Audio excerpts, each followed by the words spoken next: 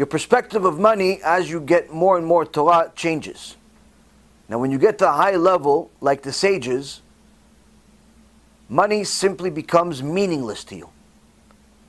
So much so that when somebody came to Rav Steinemann, one of his Talmidim came to him in a joking way, says, you know, Rav, there was one guy that was rich guy, we told him we need to donate for the yeshiva.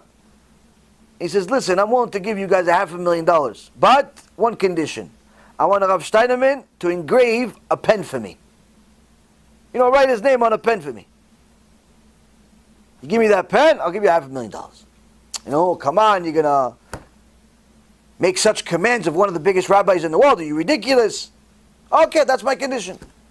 So the Talmidim was saying in a joke, like, yeah, Kvod Harav, this guy has no respect for the Torah, he wants to write. Rav Steinman says, no, why not? Why not? $500,000 for the Avrahim, why not? Chavod, just I need somebody to teach me how to engrave. Bring me somebody to engrave. And how much percentage is the Rav going to get from the $500,000? Nothing. Why? For the Avrahim. What do I need the money for? A rich guy came to Rav Steinemann. When you look at it, you looked at his house. Anyone saw pictures of the Rav Steinemann's house? That gave you an understanding of what houses looked like in the Holocaust. It didn't change. You couldn't find the refrigerator he had in a museum. He had milk crates as his bed. Milk crates. You guys even know what milk crates are? Milk crates were his bed. No joy whatsoever out of this world. Did not want anything to do with it. A rich person came up to him and said, Kvod Harav, please, let us redo the Rav's house, buy the next door house, buy the property, make the Rav a nice house, comfortable. Normal house. Rav Steinemann looks at him and says, why? What do I need this stuff for? Why do I need all this? What will it do for me? Just like his Rav, the Chafetz Chaim. Someone came to the Chafetz Chaim, said, Kvod Harav, you're known as the Gdol Ador. Yeah. No. Well, I don't know, where's your house? Where's the furniture? Where's the, glory of the Torah? How come? Chafetz Chaim says, where's yours? So no, Kvod Harav, I'm just visiting here. I'm from London. But if you come to my house in London, see, I have a big house, nice couches, all types of chandeliers. I'm just visiting here. Chafetz Chaim says to him, I'm visiting here also. I'm not going to be here forever. I don't invest in this world. You come to my house in Olam Haba, I show you, I have this, that, what I have. Why should I invest into a house I'm only going to be here for a short period of time? For what? For what? Perspective of money changes. Your understanding of what's valuable changes. Why? You're only going to be here for a little while. You're only going to be here for a little while. What if you don't understand it? Then HaKadosh Baruch Hu will force you to understand it. But unfortunately, it can get to a point where it's too late. I'm going to tell you a real story happening as we speak. Some of you that have seen many of my lectures, been here, heard me talk to you about my cousin. Alav Shalom. I didn't know him personally. Young kid, 23 or 26 years old. His father, from what I know, has enough money to build a country. Kadosh Baruch Hu gave them a lot of money. What did he give a Kadosh Baruch Hu? Nothing. Secular school for the kids, wife is an atheist, don't keep anything on Rosh Hashanah, violating the entire Chag, nothing, don't keep anything, zero. But money, they have. So 2.5 years ago, 23, 26-year-old cousin,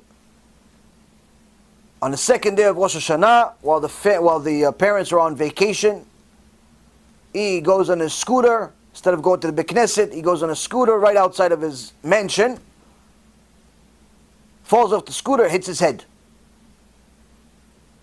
Hospital comes, goes to the hospital, do some CAT scans, this scan, that scan. They know the guy, they know the family, obviously with money everybody knows you.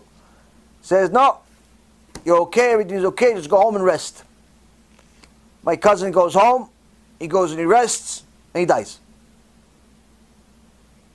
His whole life was in front of him.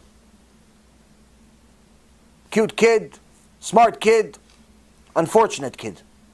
Didn't know what Torah was. Died before he even learned. Now that would be one of the greatest punishments that HaKadosh Baruch Hu can give a father, is to see his own kid die during his life. Now if that didn't make the person do tshuva, what does HaKadosh Baruch Hu do? What did I tell you guys many times? What happens with HaKadosh Baruch Hu?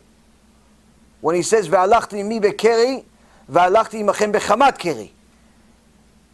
If I do something to you, I give you a difficulty, I give you suffering, you don't do tshuva, guess what? What are you going to say? It's nature, happenstance, it's a misfortune, bad luck. You can say that, I'll punish you even worse. Less than 6 months ago, his second son, 48 years old, found dead in the apartment. Found dead in the apartment, here in Florida. They didn't say why, but anyone that has a brain can figure out why. They do tshuva? Unfortunately, no. Wife's still an atheist, still keeping nothing. Monday last week, or Sunday last week, my father calls me, says, Yaron, please do me a favor. What? Please, refuah shlema. For, why? This morning, doctor called him, the father. 2 sons died. No tshuva yet. Doctor called him, we're sorry, you have throat cancer. Meaning, you're pretty much living on borrowed time. Every day you live, it's a miracle. Now let me ask you a question. How much is 100, 200, 300 million dollars, $1 billion, however much money you can count? How much is it worth when 2 of your kids died during your life and you're about to die any day? How much is that worth to you? How much? And this is why we warn people constantly, don't mess with HaKadosh Baruch Hu. He said keep Shabbat, keep Shabbat. He said be a kosher business, be a kosher business. Why? You don't want to turn into my uncle. Where HaKadosh Baruch Hu says, Meshalem el sonav el panav le'avido. He says at the end of Parashat Vayetchanan, I pay cash to my haters to their face to destroy them. Hey, I have a lot of money. She has a lot of money. What's that money going to do for him now? Zero. Nothing. Can't help him. Can't buy him an extra day in life. Can't take it to Olam Haba. The Chachamim was so worried about leaving anything in this world that the Gemara in Masechet Gittin, page 47a, has a story about Resh Lakish.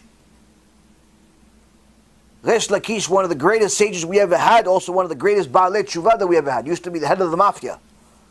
Became the Chavuta of Rabbi Yochanan. At the end of his days, he started crying. Moments before he left this world. Went to Olam Haba with Rabbi Akiva, with the greatest of history. Why did he cry? He said, I can't believe that I left a kava de morika, a few vegetables. Can't believe I left a few vegetables in this world. I left them all of my strength. I left them all of my strength. People say, oh no, I want to save up so I can leave a big inheritance for the next generation. One of the greatest sages in history said, I can't believe I left a few fruits and vegetables. It's all my strength. So the Chafetz Chaim says, what's the meaning here? He says, when somebody understands the value of Torah, he understands that those fruits and vegetables, the money that it took to pay for them, that took time to make that money, right? That time was wasted. Why? Because you didn't need it. You didn't need those fruits because you didn't use them. Somebody else is going to eat from it. That means that you could have used that time to learn more Torah. What a waste. What a waste. That's the perspective of someone who understands what Torah is. Be'ezrat Hashem, this gives us a little bit of an understanding, a little bit of a chizuk of how much we have to mamash fight for Torah. Fight. Fight for Torah. A minute here, 5 minutes there, 10 minutes, 20 minutes. Because that's the cure, guys. It's the only thing.